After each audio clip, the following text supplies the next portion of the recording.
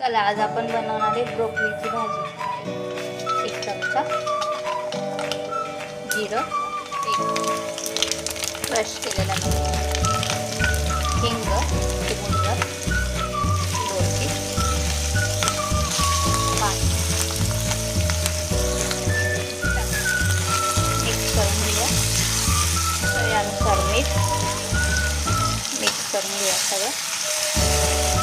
अर्धा चमचा लाल तिखट, अर्धा चमचा धण्याचा 1 चमचा, हे सगळं मिक्स करून घेऊया आपण। चला आता याच्यात उकळी टाकूया।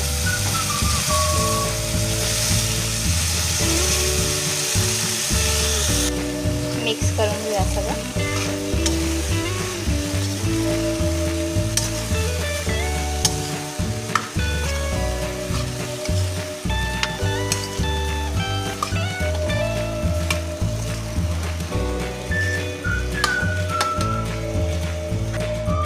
थोडंसं पाणी टाकून घेऊ।